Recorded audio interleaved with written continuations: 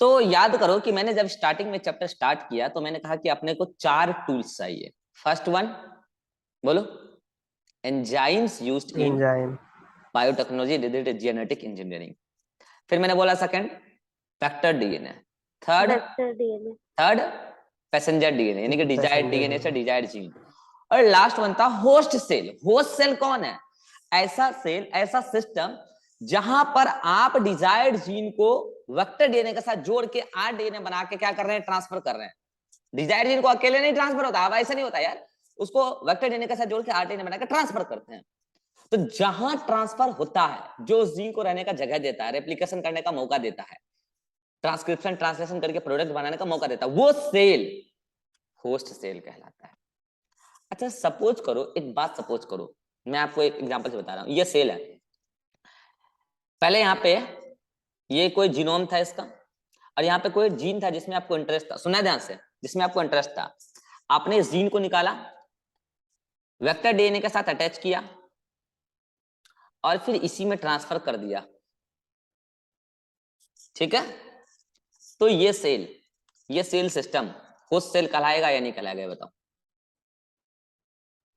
Yes sir, कहलाएगा। ये बस जवाब सही है, कहलाएगा। लेकिन क्यों भाई? आपने जीन तो यहीं से निकाला था, फिर तो यहीं भेज दिया, तो फिर कैसे होस्ट सेल हो गया? होस्ट वो होता है जो परायों को रहने का जगह दे। ये ब्लैक वाला जीन तो यहीं का था, रिकॉम्बाइन करके इसको फिर से ट्रांसफर किया। बता रहा हूँ। सर पर ऐसे करेंगे क्यों? हाँ ये सही तो सवाल है, निकाल के फिर उसी में डालेंगे। बिल्कुल ये सही सवाल है कि ऐसा करेंगे क्यों, इसका जीन निकाल के इसी में क्यों ट्रांसफर करेंगे। तो देखो इस सवाल का जवाब इतना आसान नहीं कि मैं तुमको, तुम सवाल की और मैं बोल के दे दूं। इस सवाल के जवाब के लिए तुमको 1 वीक जेनेटिक इंजीनियरिंग का क्लास करना पड़ेगा, क्योंकि ये ऐसे नहीं समझ में आएगा। एट लास्ट जब ये वाला चैप्टर, एटलीस्ट फर्स्ट चैप्टर जो बायोटेक का, ये खत्म हो जाएगा, तब तुम ये दोबारा सवाल पूछ सकते हो। अभी इसको होल्ड करो, इसका जवाब तुम्हें अपने आप मिलेगा, मैं इसका जवाब नहीं दूंगा। क्योंकि ये इतना, क्योंकि तुम देख लेना आगे, मैं इकोलाई से ही जीन निकालूंगा और इकोलाई में ही ट्रांसफर कर दूंगा, और इकोलाई वहां पे एज अ होस्ट सेलेक्ट कर रहा होगा। इतना आसानी से मैं इसका जवाब नहीं दे सकता हूं बोल के, उसके लिए पूरा डिटेल जाना पड़ेगा। तो ये होस्ट सेल कहलाएगा। क्यों कहलाएगा? आपने जीन निकाला, फिर जीन डाला, आरडीएनए के साथ डाला पहली बार, तो आरडीएनए तो उसका नहीं था ना, मतलब ये वेक्टर डीएनए उसका तो नहीं था ना। सपोज दैट आपने वेक्टर डीएनए भी उसी का यूज किया, सपोज दैट। तो मुझे एक बात बताओ, वेक्टर डीएनए तो पहले अलग हुआ करता था, वो अपना पूरा दुनिया में मगन था, आपने उसको निकाला, उसको काटा, ये ब्लैक वाला अपना दुनिया में मगन था, उसको निकाला, उसको जोड़ा, तो ये तो नया डीएनए मॉलिक्यूल बन गया ना। अरे यार यस ऐसा सर। डीएनए तो पहले था ही नहीं कभी, अब इसको आपने ट्रांसफर किया तो नया हुआ ना यार वो तो। So that this system is called a host cell. ये मैंने कॉम्प्लिकेटेड केस बताया सोचने का कि होस्ट सेल ये भी हो सकता है, अदरवाइज इजी तो क्या है कि मान लो कि इस सेल से निकाल के जीन इसमें ट्रांसफर किया था, तो ये होस्ट सेल है, ये है, उसमें तो कोई दिक्कत नहीं है। और ये डिजायर्ड सेल है जहां से आपने डिजायर्ड जीन निकाला।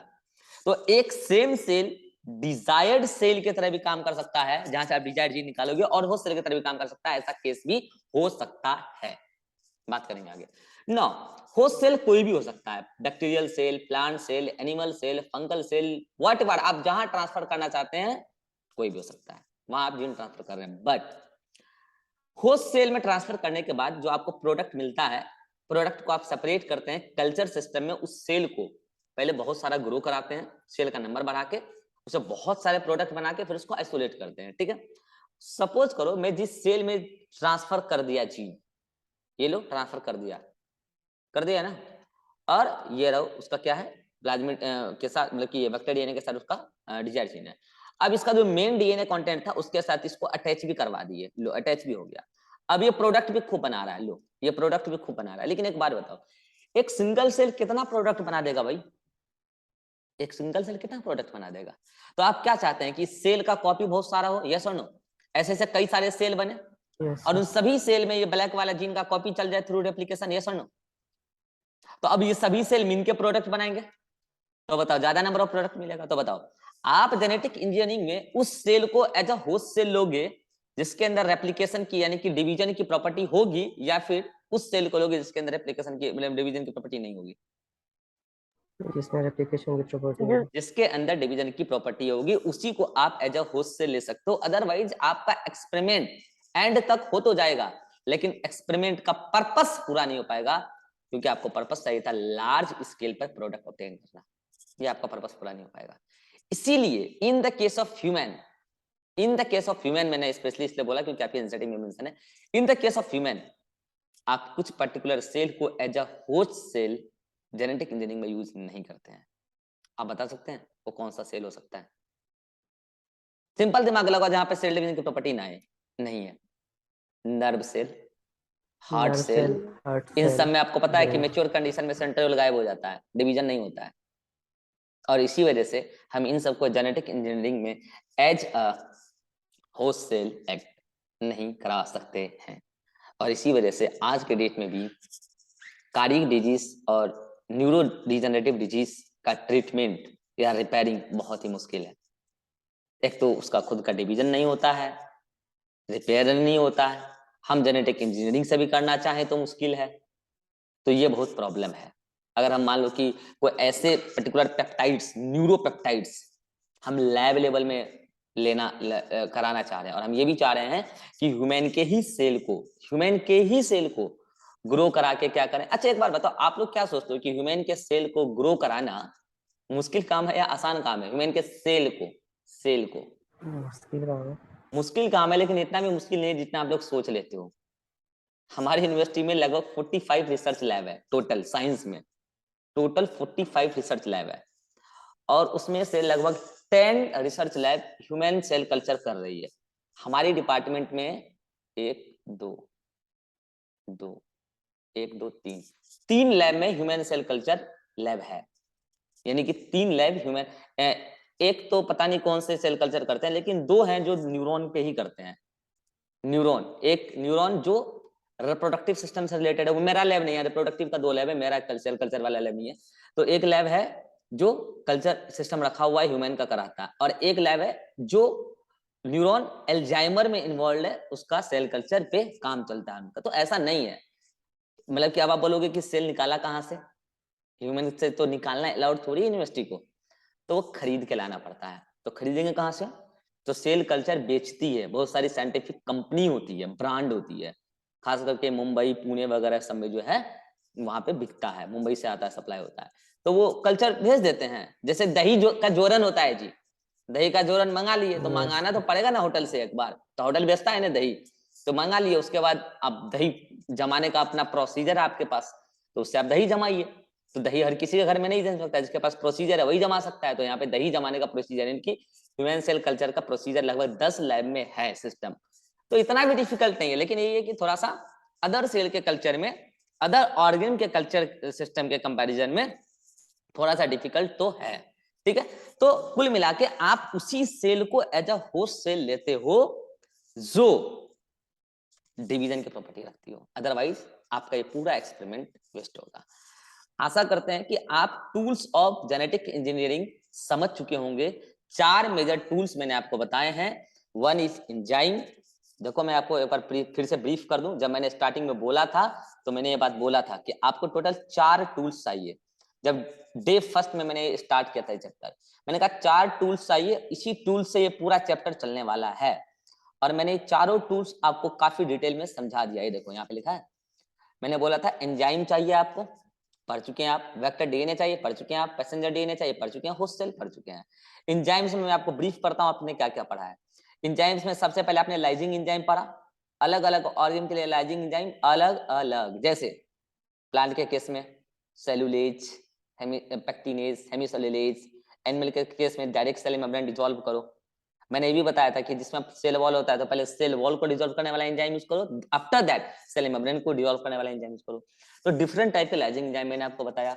देन आफ्टर दैट मैंने आपको क्या बताया, सिंथेसाइजिंग एंजाइम। सिंथेसाइजिंग एंजाइम में क्या बताया, DNA polymerase, DNA ligase. Joining enzyme. अच्छा सिंथेसाइजिंग में रिवर्स ट्रांसक्रिप्टेज भी बताया था। Joining enzyme, ligase, DNA ligase जोड़ने के लिए।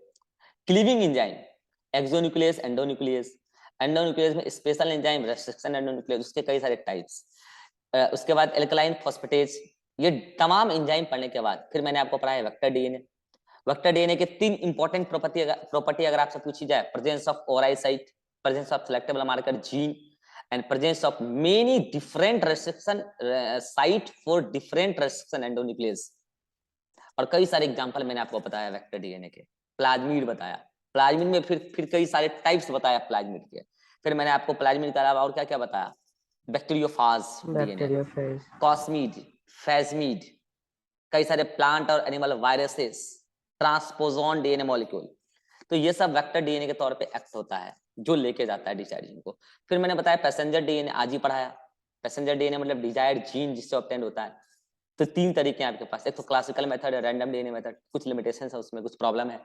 फिर आपके पास cDNA method, complementary DNA method, sDNA method, synthetic DNA method, और तब जाके होस्ट सेल आज बताया।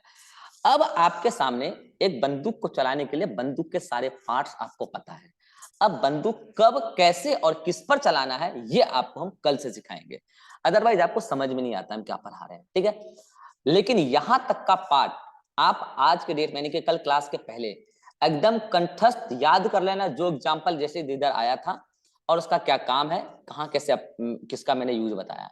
आफ्टर दैट कल आपको हम जेनेटिक इंजीनियरिंग के स्टेप्स बताना शुरू करेंगे और आपको बहुत ही मजा आएगा। अब यहां तक मैंने जो कुछ भी पढ़ाया है वो आप एनसीईआरटी में पढ़ेंगे, और मैं डायरेक्ट आपको एनसीईआरटी में ले जाके बता रहा हूं। आप चाहें तो खुद से पेज नोट करेंगे कि कहां से कहां तक पढ़ना है, ठीक है।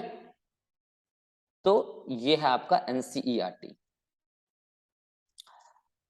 मैं बताता जा रहा हूं, आप चाहे तो स्क्रीनशॉट ले लें या खुद पेज नंबर नोट करते जाएं कॉपी पे।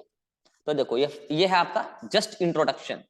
इसमें यह बताया गया है कि आज बायोटेक्नोलॉजी, ट्रेडिशनल बायोटेक्नोलॉजी भी था जहां दूध मक्खन दही सब नेचुरली लेते थे, वहां से लेकर आज हम यहां तक पहुंच चुके हैं कि हम लैब में बच्चे भी पैदा करवा सकते हैं, test tube baby, that is the also part of genetic engineering. यहां तक हम पहुंच चुके हैं।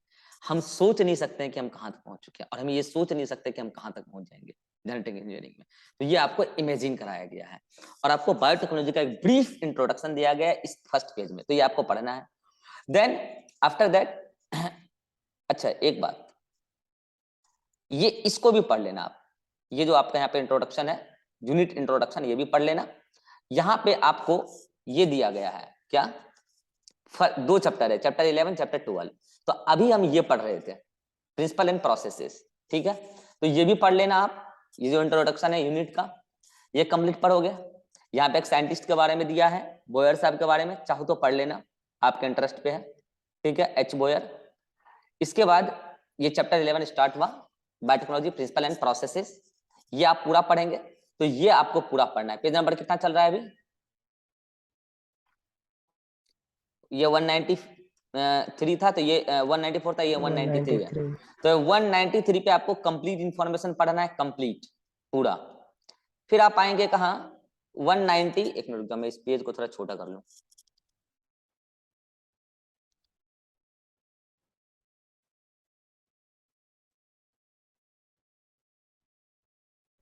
फिर आप आएंगे पेज नंबर 194 पे। तो पेज नंबर 194 पे भी आपको कंप्लीट इंफॉर्मेशन पढ़ना है, मैंने सब पढ़ाया है, कंप्लीट इंफॉर्मेशन पढ़ना है, ठीक है। उसके बाद आप आएंगे पेज नंबर 195 पे। पेज नंबर 195 पे भी आपको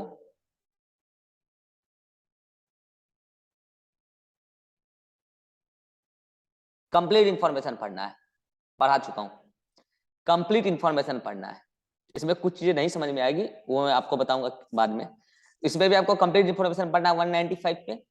फिर आता है पेज नंबर 196, यहां पे भी आपको कंप्लीट इंफॉर्मेशन पढ़ना है, ठीक है। और अगर आपका पुराना एनसीईआरटी है तो यहाँ पे आपका कुछ मिस्टेक होगा, लेकिन ये नए एनसीईआरटी में मिस्टेक नहीं है, यहाँ पे सही कर दिया गया है। अगर किसी के पास पुराना एनसीईआरटी है तो ये जो इको R1 का क्लीविंग साइट है, जो रेस्ट्रिक्शन साइट है, उसमें जी और ए के बीच में सही से एरो नहीं दिया था। पुराने एनसीईआरटी अगर आपके होंगे तो उसमें एरर होगा, लेकिन नए एनसीईआरटी में यहाँ पे अपडेट दिख रहा है, सही दिया है, ठीक है। तो आप देख लेना आपका पुराना है या नया है, ठीक है। तो ये आप पढ़ेंगे, है तो यहाँ क्या क्या ए और ए के बीच में, क्या क्या, इस नए में तो सही है, वही तो बोला, पुराने में गलत है। ए जी के बीच में ना कट करता है। हाँ तो ए जी के बीच में तो सही है कट, क्या दिक्कत है। इधर ब्लैक वाले में देखिए ना, फॉरेन डे जो अच्छा जोड़ा इधर वाले गया में, है, इधर वाले में एरो देख। एक, अच्छा अच्छा गलती हाँ इधर वाले में था ना, वो तो अभी भी है। Okay okay okay. हाँ, हाँ तो यहाँ पे देखो अभी भी गलत है है कि ये वाला एरो अभी भी गलत है, यस सही नीचे पकड़े हैं। वाला। तो ये एरो गलत है, ये एरो यहाँ नहीं होगा, ये एरो यहाँ होगा। तो इस एरो को आप शिफ्ट कर लेंगे। गलत गलत ही होता है, बोलने वाला कोई भी हो, ये गलत है। ठीक है, तो इसको आप सही कर लेंगे। उसके बाद आप पेज नंबर 96 196 से कंप्लीट पढ़ेंगे। फिर आप आएंगे पेज नंबर 197, और पेज नंबर 197 पे भी आप कंप्लीट पढ़ेंगे, क्योंकि ये मैं आपको पढ़ा चुका हूं। ठीक है, फिर इसके बाद आप आएंगे पेज नंबर 198। यहां अभी आप कुछ नहीं पढ़ेंगे, क्योंकि आपको उतना नहीं नहीं आ जाएगा समझ में, आपको मैं ये पढ़ा चुका हूं। हाँ आप 198 पे भी कंप्लीट पढ़ेंगे।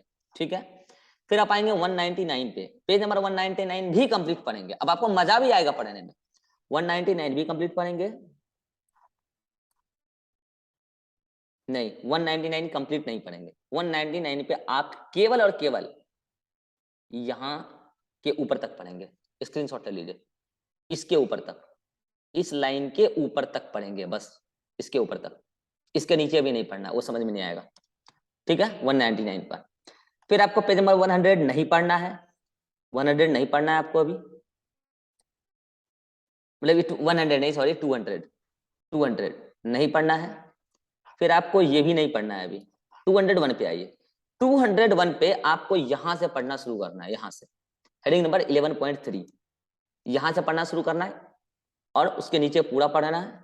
ठीक है, उसके नीचे पूरा पढ़ना है, एंड आफ्टर दैट वही वहीं तक पढ़ना है, यहाँ लास्ट तक, बस यहाँ तक। एंड आफ्टर दैट फिर आप आ जाएंगे पेज नंबर 202 पे।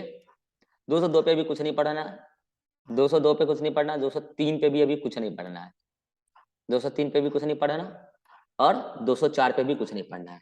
यानी कि आपका लगभग आधा एनसीईआरटी खत्म हो चुका है, और जस्ट मैंने अभी आपको टूल्स पढ़ाया है। ठीक है, तो इतना आप पढ़ेंगे, फिर नेक्स्ट क्लास में हम स्टार्ट करेंगे steps involve in genetic engineering. ठीक है, यहां तक कोई डाउट है तो पूछ लें जल्दी से। नो सर, अब वो बोल थे प्लाज्मिड का जिन करेंगे कैपेसिटी बताएंगे कैसे। अरे वो तो देखा ही नहीं है एक्चुअली, मेरे पास वो पीडीएफ ही नहीं है। ठीक है, मैं बताता हूँ, कल वो बताता हूँ। मॉड्यूल में दिया हुआ है क्या? हाँ हाँ मॉड्यूल में दिया हुआ है, एक्चुअल में वो पीडीएफ ही नहीं है मेरे पास। एक बार कंफर्म कर लेंगे ना, क्योंकि याद रखने वाली चीजें हैं। ठीक है, ठीक। ठीक है, कल हम बता देंगे याद से। चलो ठीक है, मिलते हैं नेक्स्ट क्लास में, बाय बाय।